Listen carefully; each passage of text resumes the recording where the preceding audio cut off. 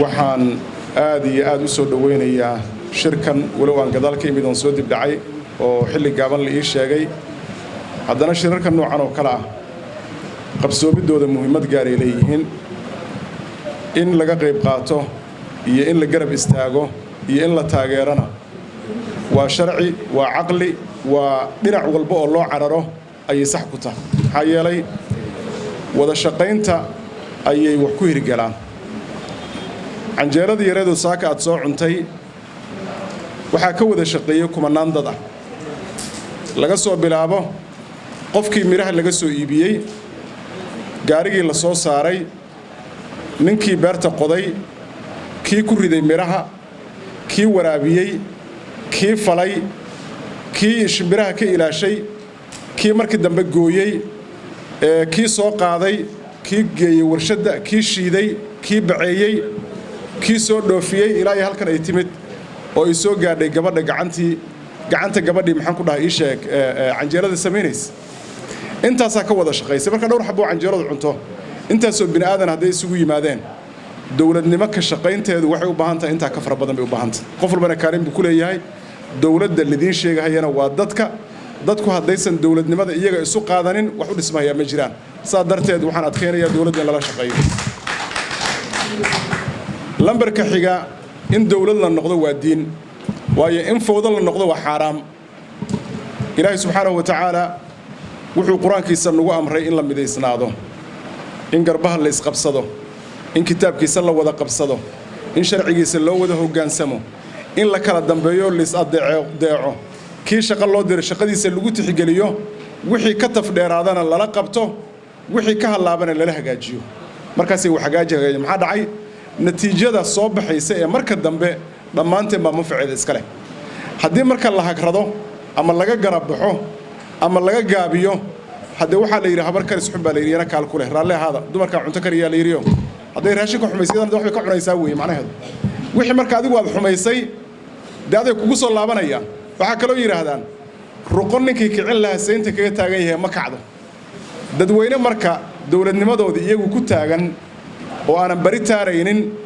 de natiijada xun bay kulligood wadaag ku noqonayaan marka dowladda in lala shaqeeyo waa diin waa sharci waa caqli waxa weeye dadaan aan diin lahayn baa gartay annagoo diin lehna waa uga ooleysanna masalada ku saabsan amniga waa naftii iyo noloshii waxa laga hadlaya amni marka lagu yidhaahdo waa wax u dhexeeya dhimasho iyo nolol labadaa la isma barbardhigi karo waa wax u dhexeeyo dil iyo noolayn labadaa ma sinaan karaan waa wax ka hadlahaya inaad oggolaato in lagu dilo iyo inaad oggolaato ood qayb ka noqoto inaad ku noolaato si xasilooni iyo nabad dadka tiriya baahiyaha bini aadanku uu leeyahay oo ugu horreeyay imaamul ghazaali markii dambe waa laga boobayoo gaalaa isku shaabadaysay oo nin la yidhahda maslow baa wuxuu yidhi baahiyaha anigaa qoray laakiin imaamul ghazaali baa kaga horreeyey muxuu qoray baahiyaha aasaasiga ee bini aadanku uu leeyahay waxaa ugu horreeya cunno cabid iyo inuu helo meeluu dhinaca dhigo hoy lambar laba maxay ahayd cunnada iyo cabidda iyo hoyga haddaan amni loo helin ma ladaysid cunnadana dhadhan ma laha biyuhuna kaa degi mayaan saa darteed waa kaalinta labaad buu ku jiraa ilaahayna subxaanahu wa tacaala waa ugu mana sheegtay quraysh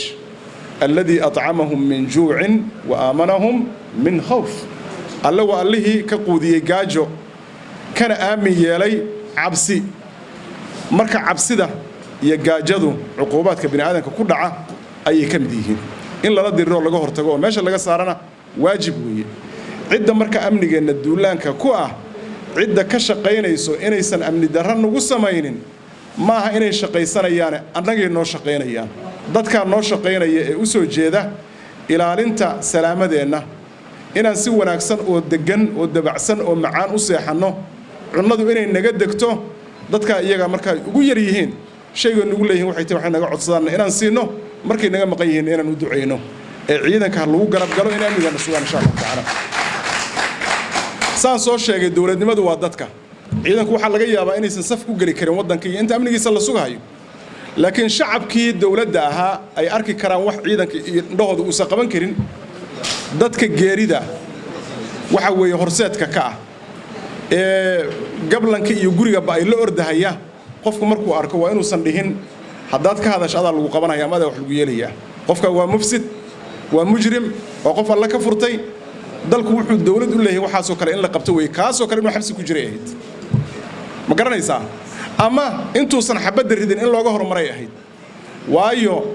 sida laga soo wariyey waxa weeye ii sheeg culimmadeeni laga soo wariyey yacni tawxiidka ka bacdi waajibaadka ugu waajibsan waxaa ka mid ah cadowga horarka in la iska difaaco la iska dhacsho cadowga horarkuna hadda ka hadlaynana waa cadowga doonaya xoogaaga yarka ah oo meeshan lagu haysto oo lagu ammaano in la waayo oo naxdin iyo qalaq iyo in la seexan waayey in la kala qaxo meeshan ay u soo martay ilaahay baan ka magangalay subxaanahu wa tacaala isku duubnideenna waa looga adkaan karaa biidnillaahi tacaala garoowe siday ahayd waa lagu sii wadi karaa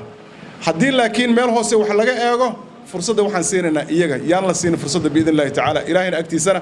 ajir ha looga xisaabsado inaan nafteenna ka ilaashanno shartaa iyo shayaadiintaas wajazaakum allahu khayran